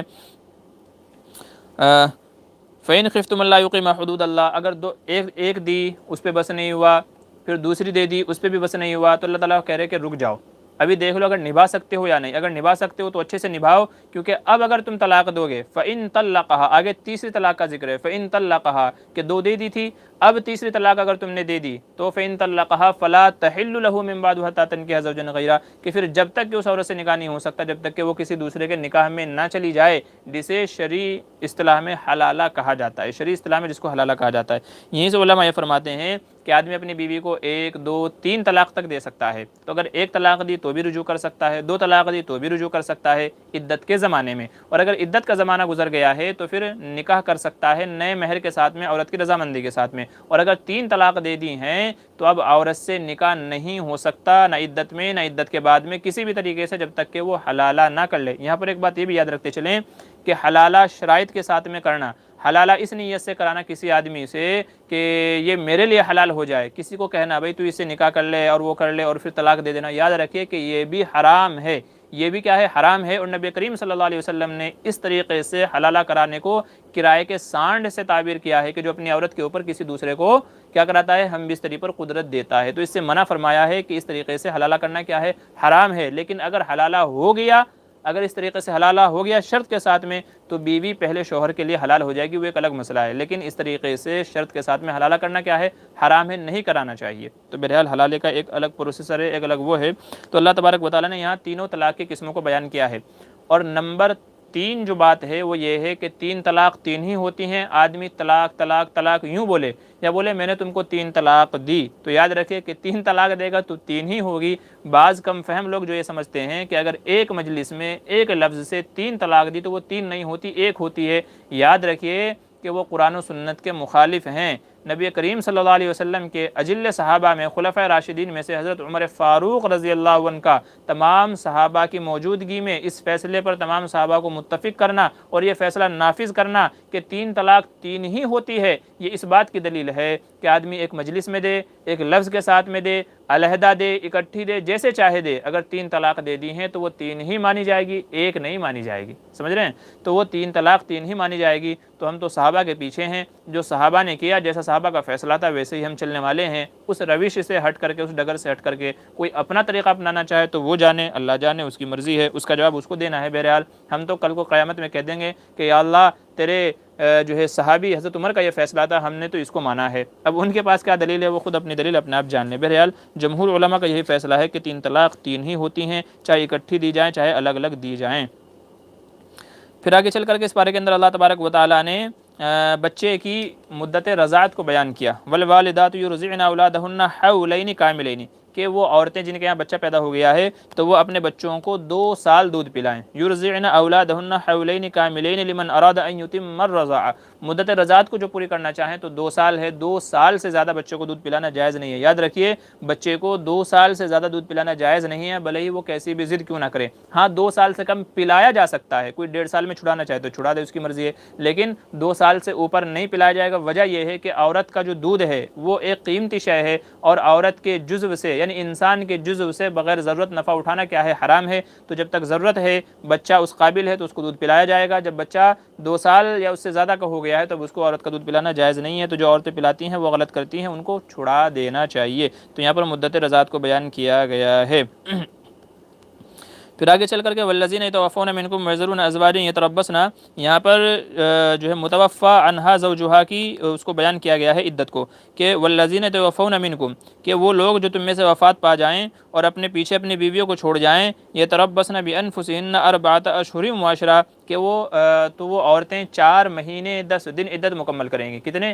4 مہینے 10 دن اس عورت کی عدت ہے کہ جس کے شوہر کا انتقال ہو جائے. یہاں پر ایک مسئلہ یاد رکھتے چلیں کہ اگر شوہر کا انتقال اسلامی پہلی تاریخ کو ہوا ہے، اسلامی کیلنڈر کے اعتبار سے اگر پہلی تاریخ کو ہوا ہے تو اسی صورت میں 4 مہینہ 10 دن اس کی عدت شمار کی جائے گی. مہینہ چاہے 29 کا ہو یا 30 کا ہو، مہینہ 29 کا ہو یا 30 کا ہو، 4 مہینے 10 دن اس کی عدت شمار کی جائے گی اگر اسلامی پہلی تاریخ کو اگر کسی کے شوہر کا انتقال ہوا ہے. اور اگر مہینے کے درمیان میں دوسری، تیسری، چوتھی، پانچویں یعنی مہینے کے درمیان میں کبھی بھی شوہر کا انتقال ہوا ہے تو اب عورت کے ذمہ لازم ہے کہ وہ 130 دن پورے کرے. یعنی اب ہر مہینہ 30 کا جو ہے شمار ہوگا، ہر مہینہ 30 کا شمار ہوگا. تو 130 دن، 120 دن 4 مہینے ہوتے ہیں 30 کے اعتبار سے، اور 10 دن اور ایکسٹرا، تو 130 دن اس عورت کی عدت ہے کہ جس کے شوہر کا انتقال درمیانی مہینے میں ہوا ہو، اور جس کے شوہر کا انتقال اسلامی تاریخ کی پہلی تاریخ کو ہوا ہو تو پھر اس کی 4 مہینہ 29 کا ہو یا 30 کا ہو، 4 مہینہ 10 دن ہوگی. تو یہ جس کے شوہر کا انتقال ہو جائے تو اس کی عدت کو یہاں بیان کیا گیا ہے. اور اگر وہ حاملہ ہے تو پھر اس کی عدت کیا ہوگی؟ وضع حمل ہوگی. جب بھی بچہ پیدا ہو جائے گا، بھلے ہی دوسرے دن، تیسرے دن، چوتھے دن، 4 مہینے میں یا 9 مہینے میں ہی بچہ کیوں نہ پیدا ہو، 9 مہینے میں ہی بچہ کیوں نہ پیدا ہو، تو جس جو عورت حاملہ ہو، چاہے اس کے شوہر نے اس کو طلاق دی ہو یا اس کے شوہر کا انتقال ہو گیا ہو، تو حاملہ عورت کی جو عدت ہے وہ وضع حمل ہے. چاہے بچہ 2 دن میں پیدا ہو جائے، 4 دن میں پیدا ہو جائے، چاہے کبھی بھی پیدا ہو جائے. پھر آگے جیسا کہ میں نے عرض کیا تھا کہ بعض لوگ جو وبا کے ڈر سے ایک جگہ سے دوسری جگہ چلے گئے تھے، اللہ تعالیٰ نے ان کا تذکرہ فرمایا. الم تر الی الذین خرجوا من دیارہم، کیا آپ نے نہیں دیکھا ان لوگوں کو جو اپنے گھروں سے نکل گئے تھے، وہ الوف، اور وہ ہزاروں کی تعداد میں تھے، حذر الموت، موت کے ڈر سے. فقال لهم اللہ موتوا، اللہ نے کہا مر جاؤ. ثم احیاہم، پھر اللہ نے ان کو زندہ کیا، یہی دکھانے کے لیے کہ اللہ جہاں چاہے موت دے سکتا ہے. تو کورونا کے ڈر سے آج کل جو لوگ گھروں کے اندر بیٹھے ہوئے ہیں، بیماریوں کے ڈر سے منہ پہ بھی ماسک لگایا ہوا ہے، ہاتھوں میں گلفز پہنے ہوئے ہیں، کہیں باہر جاتے ہیں کھاتے نہیں پیتے نہیں، دنیا بھر کی احتیاطیں کرتے ہیں. یاد رکھیے ایسے لوگ ہی سب سے پہلے اس بیماری کے اندر ملوث ہو رہے ہیں، ایسے لوگ ہی اس بیماری کے اندر سب سے زیادہ ملوث ہو رہے ہیں. تو اس لیے اللہ پر بھروسہ کرتے ہوئے جو احتیاطی تدابیر ہیں ان کو اختیار کرنا چاہیے، لیکن حد سے زیادہ نہیں. بہت سارے لوگوں کو دیکھا ہے حد سے زیادہ غلو کر رہے ہیں. اچھا، ابھی ایک صاحب کا ایک مسئلہ آیا تھا میرے پاس میں اسی کے ضمن میں اس کا بھی تذکرہ کرتا چلوں۔ ان صاحب کا کہنا یہ ہے کہ میں ایک ڈاکٹر ہوں، ایک ہاسپٹل میں ملازم ہوں، اور کرونا کے جہاں پیشنٹ ہیں وہاں پر میری ڈیوٹی ہے، تو حکومت کی طرف سے مجھے یہ کہا گیا ہے کہ آپ دن بھر پانی پیتے رہیں، زیادہ سے زیادہ ہاتھوں کو سینیٹائز کرتے رہیں، کچھ دوائی دی گئی ہے اس کو بھی کھاتے رہیں۔ تو ایسی صورت میں زیادہ سے زیادہ پانی پیتے رہنا، اگر پانی پیوں گا تو روزہ نہیں رکھ پاؤں گا، تو مجھے روزہ رکھنا چاہیے یا پانی پینا چاہیے، کیا کرنا چاہیے؟ تو ان کے مسئلے کا جواب یہ ہے کہ بھائی آپ جو ہے وہ روزہ رکھیں، پانی پینے سے زیادہ کیا ہے، روزہ رکھیں، کیونکہ روزہ سال میں ایک ہی مرتبہ آتا ہے، تو یہ مغفرت کا، رحمت کا اور اللہ کی مدد کو لینے کا ذریعہ ہے، تو اس لیے روزہ رکھیں، روزے کا کوئی بدل نہیں ہے۔ بعد میں آپ یہ چیز نہیں کر پائیں گے جو رمضان کا روزے کی برکت جو آج ہے، جو فائدہ آج ہے، وہ بعد میں آپ نہیں کر پائیں گے، تو سال میں ایک بار آتا ہے، تو اس لیے آپ روزہ رکھیں۔ رہ گیا یہ مسئلہ کہ بھائی آپ کو کرونا ہو سکتا ہے، اگر آپ نے ایسا نہیں کیا تو یہ ہو سکتا ہے بھائی، یہ ایک وہمی چیز ہے، ایک شک کی چیز ہے، ڈاؤٹ فل والی چیز ہے، اور شک والی اور وہمی چیز کی وجہ سے جو یقینی حکم ہوتا ہے اس کو نہیں کاٹا جا سکتا، اس کو ختم نہیں کیا جائے گا۔ تو روزہ رکھنا یقینی ہے، اور اگر پانی نہیں پئیں گے تو کرونا ہو جائے گا، تو یہ شک کی بیماری ہے، تو شک والی چیز کی وجہ سے یقینی والی چیز کو نہیں چھوڑا جائے گا، تو اس لیے آپ روزہ رکھیں اور اللہ سے ساتھ میں مدد مانگتے رہیں، دعا مانگتے رہیں پوری امت مسلمہ کے لیے۔ چلیے ایک آخری حکم ہے اس کے اندر، اس کو دوسرے پارے کے اندر آخری چیز ہے، اس کو ذکر کرتے ہوئے چلتے ہیں۔ یہ دوسرا پارہ میں نے عرض کیا تھا کہ احکام کے اعتبار سے سب سے زیادہ حکم اس کے اندر ہیں، سب سے زیادہ احکامات ہیں اس کے اندر۔ آپ سن رہے ہوں گے کیا کیا احکامات ہیں، اللہ تبارک و تعالیٰ نے اکثر احکامات اسی کے اندر بیان کیے ہیں، اس لیے تمام حضرات کو چاہیے کہ اس پارے کو تفسیر سے پڑھیں، تفصیلی مطالعہ کریں دوسرے پارے کا۔ فلما فصل طالوت بالجنود قال ان اللہ مبتلیکم بنہر فمن شرب منہ، یہاں سے طالوت کا اور جالوت کا قصہ بیان کیا گیا ہے۔ طالوت جو تھے یہ بنی اسرائیل کے اندر ایک نبی تھے، یہ بوڑھے ہو گئے تھے، تو اللہ تبارک و تعالیٰ نے فلما فصل طالوت بالجنود، جی حضرت طالوت کو نبی بنایا اللہ تبارک و تعالیٰ نے بنی اسرائیل کے رہبری کے لیے اور رہنمائی کے لیے، اور پھر جو ظالم بادشاہ تھا ان کے مقابلے میں جالوت، اس سے لڑائی کا حکم دیا گیا تاکہ بنی اسرائیل جالوت کی چیرہ دستیوں، اس کو ظلم و ستم سے نجات مل جائے، تو اس کے لیے لڑائی کا حکم دیا گیا۔ اور پھر آگے چل کر کے اللہ نے ایک آزمائش بھی لی تھی ان سے کہ راستے میں ایک نہر پڑے گی، تو جو بندہ اس سے پانی پیے گا تو وہ اس قابل نہیں رہ پائے گا کہ لڑا جائے، وہ اس قابل نہیں رہے گا، لہٰذا آنے والی جو نہر ہے اس سے پانی نہیں پینا۔ لیکن ہوا یہ کہ جب ان کا گزر وہاں نہر سے ہوا تو سب نے پانی پیا، جس کی وجہ سے ان کے اندر سستی چھا گئی، تو کچھ لوگ وہیں رہ گئے۔ بہت کم لوگ وہ تھے جنہوں نے اللہ کے حکم کو مانا، پانی نہیں پیا، آگے میدان میں گئے۔ جب میدان میں جا کر کے دیکھا تو اکثر لوگ پیچھے رہ گئے تھے پانی پینے کی وجہ سے، اور بہت ہی کم تعداد میں لوگ تھے، تو بعض لوگوں کے دل میں یہ خیال پیدا ہوا کہ ہم تو تھوڑے سے ہیں اور جالوت کا لشکر اتنا بڑا ہے، تو ان سے کیسے مقابلہ کریں گے؟ تو اللہ تبارک و تعالیٰ نے ایک اصول بیان کیا یہاں پر کہ کم من فئۃ قلیلۃ غلبت فئۃ کثیرۃ باذن اللہ، کہ بہت ساری دفعہ ایسا ہوا ہے اور ہوگا انشاءاللہ، اور ہوتا رہا ہے اور ہوتا رہے گا کہ تھوڑے لوگ زیادہ لوگوں پر غالب آ جاتے ہیں باذن اللہ، اللہ کے حکم سے۔ واللہ مع الصابرین، اللہ تعالیٰ صبر کرنے والوں کے ساتھ ہے۔ تو اس لیے اگر آج ہم تعداد میں کم ہیں تو اپنی تعداد کی کمی کو نہ دیکھیں، مسلمان کا بھروسہ اللہ کی ذات پر ہوتا ہے، ہمارا بھروسہ ہتھیاروں پر، مادی دنیاوی چیزوں کے اوپر نہیں ہوتا، بلکہ اللہ کی ذات پر ہوتا ہے۔ غزوہ بدر ہمارے سامنے اس کی مثال ہے، صرف 313 صحابہ 1000 کے مقابلے میں، نہ ان کے پاس ہتھیار ہیں، نہ گھوڑے ہیں، نہ اونٹ ہیں، نہ راشن پانی ہے، لیکن پھر بھی اللہ نے ان کو جتایا۔ کیوں؟ کیونکہ ان کو اللہ کی ذات پر یقین تھا، مدد اللہ کی ذات کے اوپر تھی، تو اس لیے اللہ نے ان کو جتایا۔ تو اس لیے کبھی بھی اپنے کم ہونے کی وجہ سے پیچھے نہ ہٹیں، نہ ڈریں، اللہ کی مدد جس کے ساتھ ہوگی انشاءاللہ وہی غالب ہوگا۔ اللہ تعالیٰ فرشتوں کی مدد اتارتے ہیں اور مسلمانوں کو فتح عطا فرماتے ہیں۔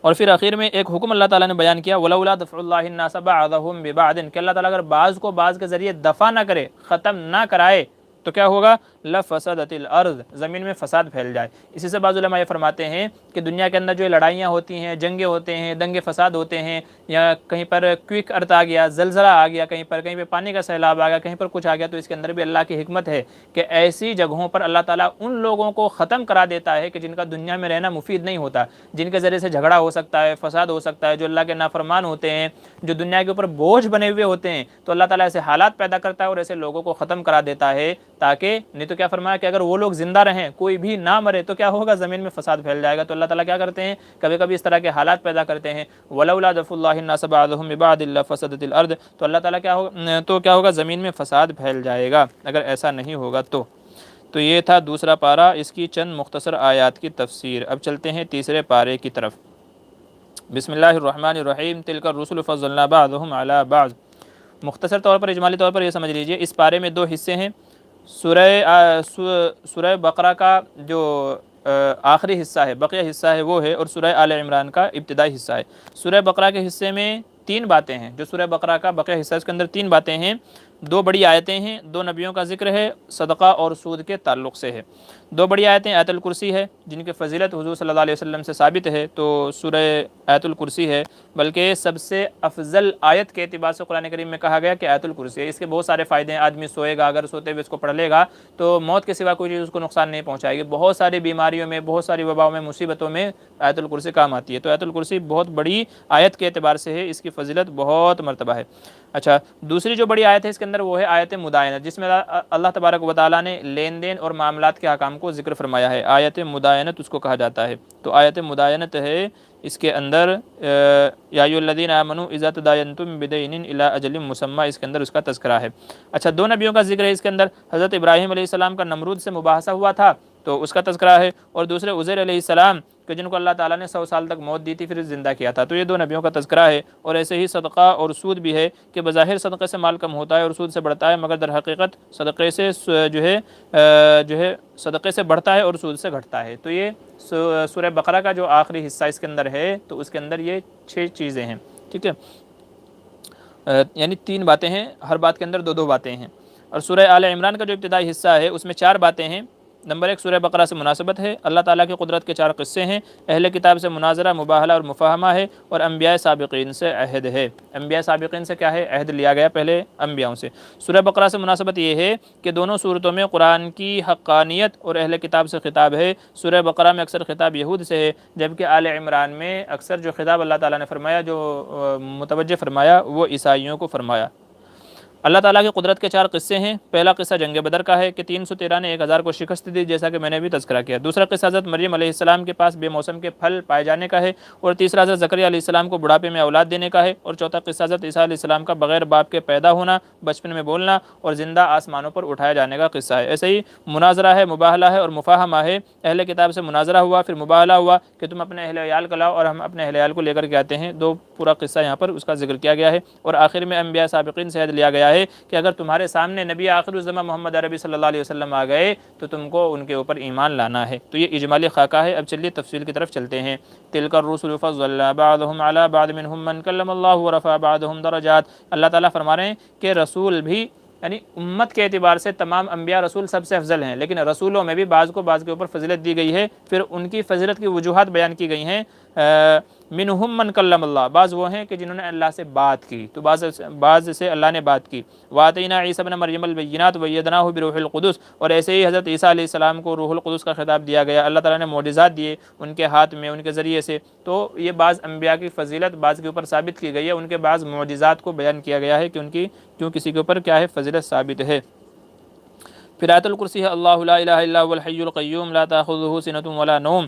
تو یہ فضیلت کے اعتبار سے بہت بڑی آیت ہے، تو اس کا اہتمام کرنا چاہیے، ہم سب کو چاہیے کہ اس کو کیا کریں، زبانی یاد کر لیں، اور رات کو سوتے ہوئے خاص طور سے اس کو پڑھنے کا اہتمام کریں۔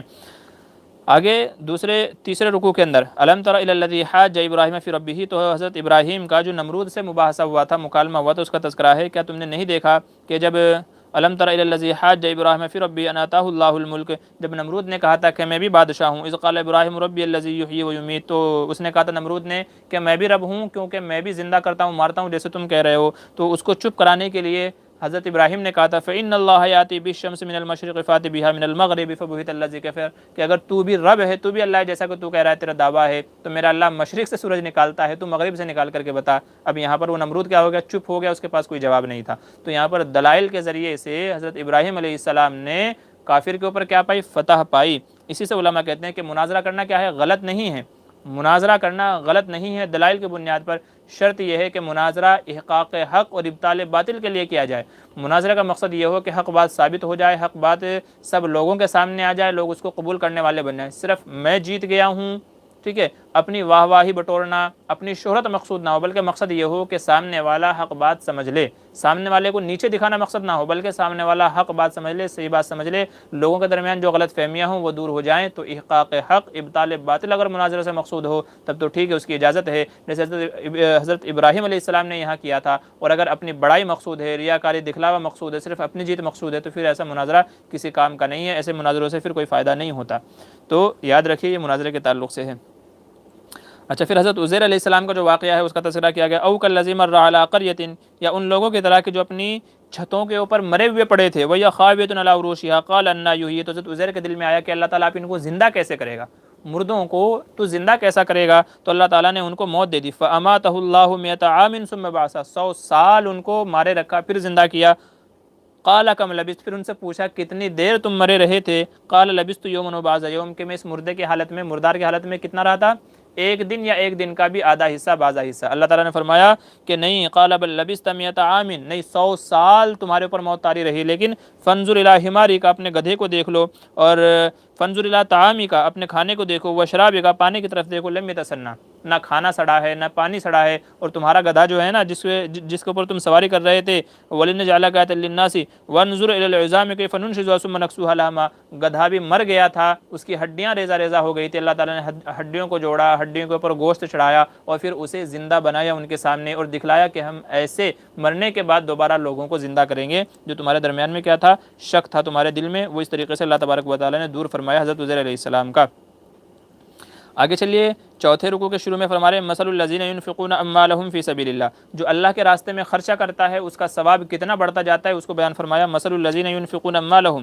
دیکھیں یہ جو میں تفسیر کر رہا ہوں تیسرے پارے کی، جب آپ تراویح کے اندر ان کو سنیں گے تو ذہن جائیے گا، انشاءاللہ آپ کو مزہ آئے گا کہ مفتی صاحب نے ہم کو یہ تفسیر بتائی تھی، مفتی صاحب نے ہم کو یہ تفسیر بتائی تھی، تو جب امام صاحب پڑھنے والے یہ آیتیں پڑھیں تو یہ پورے واقعات آپ کے ذہن میں آنے چاہیے تاکہ آپ کو سننے میں مزہ آئے، پڑھنے میں آپ کو مزہ آئے، تو یہ احکام آپ کو معلوم ہو جائیں۔ تو اللہ تعالیٰ کے راستے میں جو خرچ کرتے ہیں ان کے فائدوں کو بیان کیا جا رہا ہے، مثل الذین ينفقون اموالهم فی سبیل اللہ، کہ جو لوگ اللہ کے راستے میں اپنے مالوں کو خرچ کرتے ہیں، کمثل حبۃ، اس کی مثال ایسی ہے، مثال سے سمجھا جا رہا ہے چونکہ مثال سے بات جلدی سمجھ میں آتی ہے، کمثل حبۃ انبتت سبع سنابل، جیسے آدمی نے، کسان نے ایک دانہ کھیت کے اندر ڈالا، اس ایک دانے سے پودا ہوگا اور اس پودے کے اوپر 7 بالیاں، 7 شاخائیں، 7 ٹہنیاں اگی، فی کل سنبلۃ مئۃ حبۃ، اور ہر بالی کے اندر، ہر شاخ کے اندر کتنے ہیں، 100 دانے ہیں، تو ایک دانہ ڈالا تھا، 7 بالیاں اگی، ہر بالی میں 100 دانے ہیں، تو ایک دانے سے 700 دانے اس آدمی کو میسر ہو گئے۔ تو ایسے ہی جو بندہ اللہ کے راستے میں خرچ کرتا ہے، صدقہ خیرات کرتا ہے، تو اللہ تعالیٰ اس ایک کا بدلہ 700 گنا بڑھا کر کے دیتے ہیں، اسی کو تذکرہ کیا گیا، واللہ یضاعف لمن یشاء، اور یہ تو مثال ہے، اللہ تعالیٰ نیت کے اوپر جس کو چاہتا ہے اس سے زیادہ بھی عطا فرماتا ہے، اس سے زیادہ بھی عطا فرماتا ہے۔ آگے چلیے، آگے فرماتے ہیں للفقراء الذین احصروا فی سبیل اللہ، کہ وہ فقراء کے جو محصور کر دے گا اللہ کے راستے میں، لا یستطیعون ضربا فی الارض یحسبهم الجاہل اغنیاء من التعفف تعرفهم بسیماہم لا یسألون الناس الحافا، غریبوں کی ایک قسم کو یہاں بیان کیا گیا۔ بعض لوگ تو وہ ہیں جو کھل کر کے مانگتے ہیں، بھائی ہمیں دے دو ہمیں دے دو، جیسے کہ آج کل پروفیشنل لوگ سارے کہیں گھومتے پھرتے ہیں۔ بعض اللہ تعالیٰ فرما رہے بعض لوگ وہ ہیں جن کی خودداری ان کے آگے آڑے آ جاتی ہے، وہ کسی سے مانگتے نہیں ہیں، حالانکہ ضرورت مند ہوتے ہیں لیکن کسی سے مانگتے نہیں ہیں، تو فرمایا گیا تعرفهم بسیماہم، آپ ان کے چہروں سے ان کو پہچانو، ان کا اندازہ لگاؤ کہ ہاں یہ حقیقت میں خوددار ہے، مانگ نہیں رہا ہے لیکن ضرورت مند ہے، تو ایسے لوگوں کو زیادہ دینا چاہیے، چونکہ غریب مانگ کر کے اپنا پیٹ پال لیتا ہے، اپنا کام کر لیتا ہے، لیکن یہ بیچارہ خوددار ہوتا ہے، مانگتا نہیں ہے، تو اگر نہیں مانگے تو گھر کا کام کاج نہیں چلتا، اور مانگے تو خودداری آڑے آتی ہے۔ تو فرمایا گیا لا یسألون الناس الحافا، کہ وہ مانگتے نہیں ہیں شرمندگی کی وجہ سے، تو آپ کو چاہیے کہ ایسے لوگوں کو ڈھونڈ ڈھونڈ کر کے ان کی ضرورت اور ان کی مدد کرنی چاہیے۔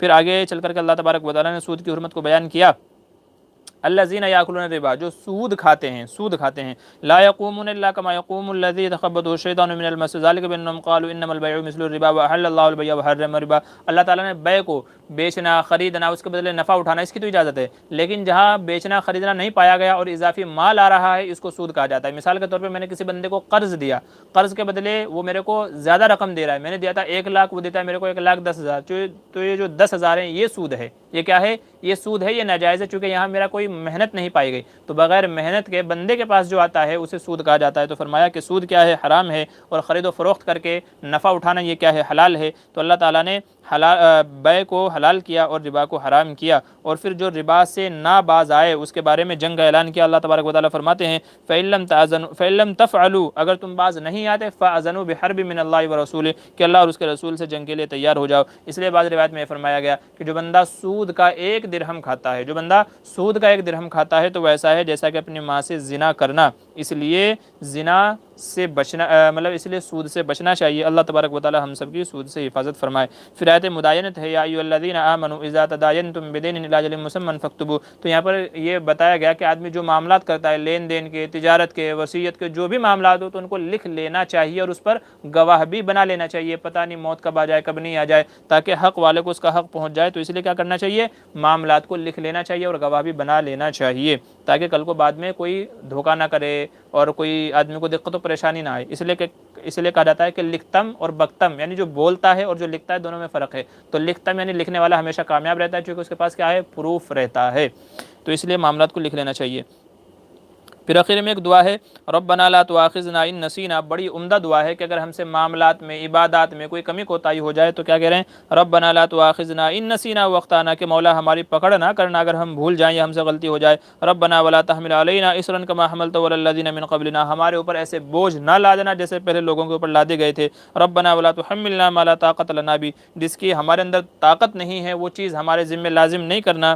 واعف عنا، ہم کو معاف کر دینا۔ واغفر لنا، ہماری بخشش کر دینا۔ وارحمنا، ہمارے اوپر کیا کرنا، رحمت کرنا۔ انت مولانا، آپ ہی ہمارے کیا ہیں، مولا ہیں، مددگار ہیں۔ فانصرنا علی القوم الکافرین، ہمارے کافروں کے مقابلے میں ہماری مدد فرما۔ تو یہ سورہ بقرہ کا حصہ مکمل ہو گیا ہے۔ چلیے اب چلتے ہیں آل عمران کی طرف۔ تیسرے پارے میں سورہ آل عمران شروع ہوتی ہے۔ آل کے معنی ہے اولاد، آل کے معنی کیا آتے ہیں، آل اولاد، خاندان، اور عمران جو ہے یہ ایک شخص کا نام ہے بنی اسرائیل کے۔ آل عمران کا مطلب ہو گیا عمران کی اولاد، تو چونکہ آل عمران کا اس صورت کے اندر تذکرہ ہے تو انہی کے نام پہ اس کو رکھ دیا گیا ہے، آل عمران کے نام پہ۔ والذی انزل علیک الکتاب منہ آیات محکمات، والذی انزل علیک الکتاب منہ آیات محکمات، ان کے قرآن کریم میں بعض آیتیں وہ ہیں جو محکمات ہیں، جن کے اندر حکم دیا گیا، ہن ام الکتاب، وہ کیا ہے، اصل کتاب کا اصل حصہ ہیں، واخر متشابہات، اور بعض دوسری آیتیں ہیں جو مشابہت ہیں۔ فاما الذین فی قلوبہم، اس کا جو پس منظر ہے، علماء یہ فرماتے ہیں کہ عیسائیوں کا ایک وفد نجران سے حضور صلی اللہ علیہ وسلم کے پاس ایک وفد آیا تھا، جس نے عیسیٰ علیہ السلام کے تعلق سے حضور سے مباحثہ کیا، اور حضرت عیسیٰ علیہ السلام کو وہ اللہ تعالیٰ کا بیٹا کہتے تھے۔ حضور نے ان سے مباحثہ کیا، ان سے مناظرہ کیا، پھر آخر میں مباہلہ کیا، ان کو سمجھایا بجھایا، لیکن وہ لوگ نہیں مانے، تو پھر آخر میں ان کے مباہلے کا تذکرہ ہے۔ ان سے کہا گیا تھا بھئی ایسا ہے، تم بھی اپنے خاندان والوں کو لے کے آ جاؤ، میں بھی اپنے خاندان والوں کو لے کے آتا ہوں، اور جو جھوٹا ہوگا اللہ کی اس کے اوپر لعنت ہوگی، اللہ تعالیٰ اس کو جلا دیں گے، لیکن وہ لوگ تیار نہیں ہوئے۔ مباہلے کا تذکرہ آخر میں ہے، تو اسی کا تذکرہ یہاں پر بتایا گیا۔ پھر آگے زین للناس حب الشہوات، دیکھیں کیا اچھی بات کہی گئی ہے کہ لوگوں کے لیے حب الشہوات من النساء، عورتوں سے محبت کو کیا کر دیا گیا، مزین کر دیا گیا ہے۔ علماء سے فرماتے ہیں کہ آدمی کو سب سے زیادہ عورتوں سے محبت ہوتی ہے، کیونکہ سب سے پہلے یہاں پر کیا کہا گیا، زین للناس، عورتوں کے لیے، مردوں کے لیے مزین کر دیا گیا حب الشہوات من النساء، عورتوں سے محبت کو، والبنینا، بیٹوں سے محبت کو، والقناطر المقنطرۃ من الذهب، اور سونے کے پہاڑوں کو، والفضۃ یعنی سونا خزانہ جو ہوتا ہے آدمی کے پاس میں۔ اور جی بھائی جو جانا چاہیں، جس کا کچھ ایسا کام وغیرہ ہو یا نماز وغیرہ ہو تو وہ جا سکتے ہیں، ہماری طرف سے اجازت ہے، کوئی مسئلہ نہیں ہے۔ جو فارغ ہیں وہ سن لیں، اور 5-7 منٹ ہے انشاءاللہ، پھر مجھے بھی نماز کے لیے جانا ہے۔ اچھا تو آگے چلیے، کیا سب سے پہلے عورتوں کو آدمی سے محبت ہوتی ہے، پھر بیٹوں سے ہوتی ہے، پھر سونے سے ہوتی ہے، پھر چاندی سے ہوتی ہے، والخیل المسومہ، پھر گھوڑوں سے ہوتی ہے، والانعام والحرث، اور پھر چوپایوں سے، پھر کھیتیوں سے۔ ذالک متاع الحیات الدنیا، تو دنیاوی زندگی کے اندر یہی سب چیزیں، عورتیں ہیں، بیٹے ہیں، مال پانی، سونا چاندی، کھیتی، مویشی، چوپائے، بس یہی ہے، پوری دنیا اسی کے ارد گرد گھوم رہی ہے اور اسی کے پیچھے بھاگ رہی ہے۔ واللہ عندہ حسن المآب، اور اللہ کے پاس کیا ہے، سب سے بہتر چیز ہے، سب سے بہتر ٹھکانہ اللہ کے پاس ہے۔ تو عورتوں کی محبت، دنیا کی محبت، سونے چاندی کی محبت، کھیتی کی، چوپایوں کی، مویشیوں کی محبت اگر حد سے زیادہ ہو جائے، آدمی اسی کے پیچھے لگ کر کے آخرت کو بھول جائے، تو پھر یہ آدمی کے لیے کیا ہو جاتی ہے، باعث وبال اور ہلاکت کا ذریعہ بن جاتی ہے، اس لیے ان چیزوں سے بچنا چاہیے۔ پھر ان الذین یکفرون بآیات اللہ ویقتلون النبیین، یہودیوں کے جرموں کو بیان کیا گیا، یہودیوں کے جرموں کو بیان کیا گیا، یہودیوں اور عیسائیوں کے۔ ان الذین یکفرون بآیات اللہ، جو اللہ کی آیتوں کا انکار کرتے ہیں، ویقتلون النبیین بغیر حق، نبیوں کو بغیر وجہ کے قتل کرتے ہیں، ویقتلون الذین یامرون بالقسط من الناس، جو لوگوں میں ان کو اچھی باتیں بتاتے ہیں، صلحاء اولیاء اللہ جو ہوتے ہیں ان کو بھی کیا کرتے ہیں، قتل کرتے ہیں۔ فبشرهم بعذاب علیم، ان کو کیا کر دیجئے، دردناک عذاب کی خوشخبری سنا دیجئے۔ پھر آگے لا يتخذ المؤمنون الکافرین اولیاء من دون المؤمنین، اس آیت کے اندر کفار سے دلی دوستی نہیں رکھنا ہے، اس کا تذکرہ ہے۔ لا يتخذ المؤمنون الکافرین اولیاء من دون المؤمنین، کہ مومنین کو چھوڑ کر کے کافروں سے دوستی نہ رکھیں۔ ومن یفعل ذلک، اور جو ایسا کرے گا، فلیس من اللہ فی شیء الا ان تتقوا منهم تقا ویحذرکم اللہ نفسہ، اللہ تعالیٰ تم کو ڈراتا ہے۔ مطلب یہ ہے کہ کافروں سے دلی دوستی نہیں رکھنی چاہیے، جسے ولا کہا جاتا ہے یا موالات جس کو کہا جاتا ہے۔ ہاں چونکہ دلی دوستی رکھیں گے، دلوں کے اندر ان کے محبت پیدا ہو جائے گی، تو پھر آہستہ آہستہ یہ چیز ہم کو کفر کی طرف لے جا سکتی ہے، ہو سکتا ہے ایمان ہمارے دلوں سے نکل جائے، چونکہ جب ان کی محبت آ جائے گی، ان کے اعمال کی محبت پیدا ہو جائے گی، آہستہ آہستہ شیطان ان کے اعمال کو ہماری نظر میں اچھا بنا کر کے پیش کرے گا، نتیجہ یہ ہوگا کہ ہو سکتا ہے کہ ایک دن ہم بھی کفر کے اندر مبتلا ہو جائیں، تو اس لیے فرمایا کہ ان کو دوست نہ بناؤ۔ ہاں معاملہ اعتبار سے ان سے معاملہ کرنا ہے، پڑوسی ہے تو ان کا اچھے سے دیکھ ریکھ کرنا ہے، انسانیت کی بنیاد پر ان سے تمام معاملات کیے جائیں گے، لیکن دل سے دوستی اور محبت نہیں رکھی جائے گی۔ اس کا تذکرہ اللہ تبارک و تعالیٰ نے یہاں فرمایا کہ یہ ہم بندوں کے حق میں کیا ہے، مفید ہے اور نافع ہے۔ پھر جیسا کہ میں نے عرض کیا تھا کہ 3 واقعات کا تذکرہ ہے اس کے اندر، تو یہاں پر یہ فرمایا گا اذ قالت امرأۃ عمران ربی انی نذرت لک ما فی، تو جب کہا عمران کی بیوی نے اے میرے رب جو میرے پیٹ میں ہے، میں نے اس کی نظر مانی ہے کہ وہ بچہ پیدا ہوگا تو میں اسے بیت المقدس کے لیے وقف کروں گی۔ تو یہ پہلا واقعہ اس کے اندر جو تذکرہ کیا گیا۔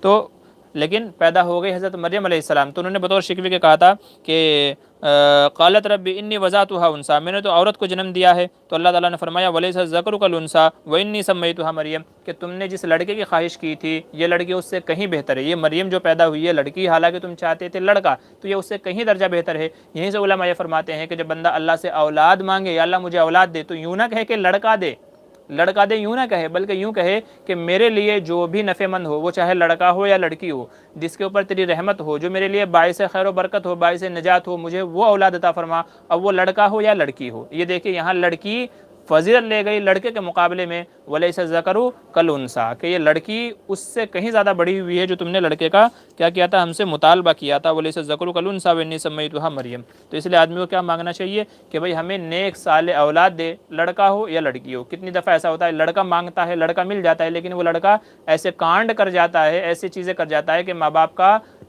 جو ہے سر شرم سے جھک جاتا ہے، اور بعض دفعہ وہ اتنا نالائق نکل جاتا ہے، آدمی دعا مانگتا ہے اس سے اچھا تو مجھے اولاد ہی نہ ہوئی ہوتی، اس سے اچھا تو مجھے اولاد ہی نہیں ہوئی ہوتی۔ لڑکا ایسا نالائق نکل جاتا ہے، بے شرم نکل جاتا ہے، اور ماں باپ کی بے عزتی کرانے والا بن جاتا ہے۔ تو اس لیے بہتر ہے آدمی دعا مانگے تو یہ دعا مانگے کہ یا اللہ نیک صالح اولاد عطا فرما، اب چاہے لڑکی ہو اور چاہے لڑکا ہو۔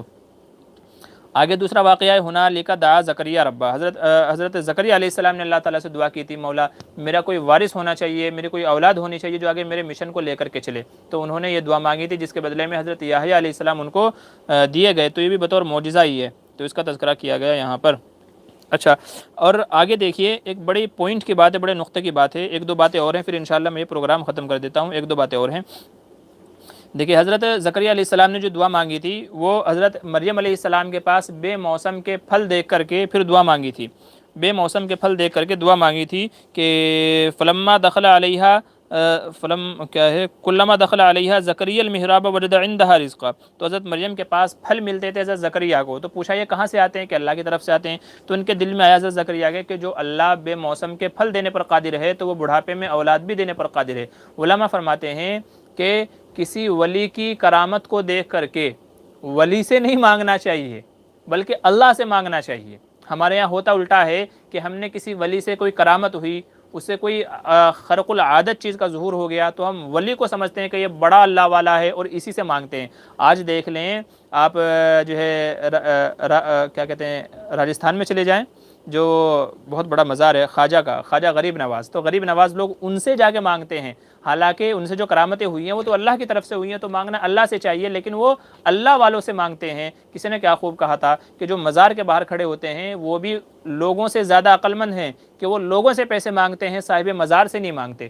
تو جو مزار کے مجاور ہیں، جو غریب ہیں، وہ بھی عام لوگوں سے زیادہ عقل مند ہیں، کہ عام لوگ جا کر کے اس سے مانگ رہا ہے خواجہ سے، اور وہ مانگنے والا جو مجاور ہے جو بھی ہے وہ کس سے مانگ رہا ہے، لوگوں سے مانگ رہا ہے، تو وہ ان سے زیادہ عقل مند ہے۔ کہنے کا مطلب یہ ہے ولی کی کرامت کو دیکھ کر کے ولی سے نہیں مانگنا چاہیے بلکہ اللہ سے مانگنا چاہیے۔ یہاں پر حضرت زکریا علیہ السلام نے کیا کیا تھا، کرامت دیکھی تھی حضرت کیا نام ان کی حضرت عیسیٰ علیہ السلام کی والدہ سے، حضرت عیسیٰ علیہ السلام کی جو حضرت مریم، تو حضرت مریم کی کرامت تھی، لیکن مانگا کس سے، اللہ سے مانگا، حضرت مریم سے نہیں مانگا، اللہ سے مانگا۔ تو آدمی کو بھی یہی چاہیے کسی اللہ والے سے اگر کرامت دیکھے تو وہ اللہ تعالیٰ ہی سے مانگنا چاہیے، کسی ولی سے نہیں مانگنا چاہیے، یہ بات یاد رکھنی چاہیے، بڑے پوائنٹ کی بات ہے۔ پھر یہاں پر تیسرا تذکرہ ہے حضرت عیسیٰ علیہ السلام کی پیدائش کا، کہ قالت رب انا یکون لی ولد ولم یمسسنی بشر، کہ میرے یہاں تو کوئی لڑکا کیسے ہو سکتا ہے جبکہ مجھے کسی انسان نے نہیں چھوا ہے. تو اس کا تذکرہ کیا گیا کہ فیضا اذا قضا امرا فانما یقول له کن فیکون، کہ جب اللہ تعالیٰ کا حکم ہوتا ہے تو ایسے ہی پیدا ہو جاتے ہیں. تو حضرت عیسیٰ علیہ السلام کی جو عجیب اور خرق عادت جو ایک معجزہ ہے، اللہ تعالیٰ کا جو ایک معجزہ ہے،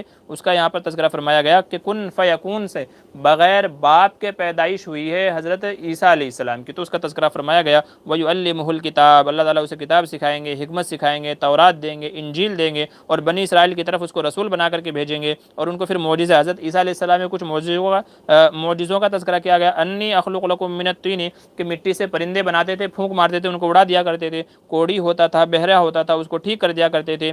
مردے کو اللہ کے حکم سے زندہ کر دیا کرتے تھے. اور ایسے ہی لوگوں نے اپنے گھروں میں کیا کیا ذخیرہ کر رکھا ہے، آج کیا بنایا ہے کیا نہیں بنایا ہے، تو اس کا بھی تذکرہ فرمایا کہ یہ ان کے کیا تھا، ان کے معجزات میں تھا حضرت عیسیٰ علیہ السلام کے.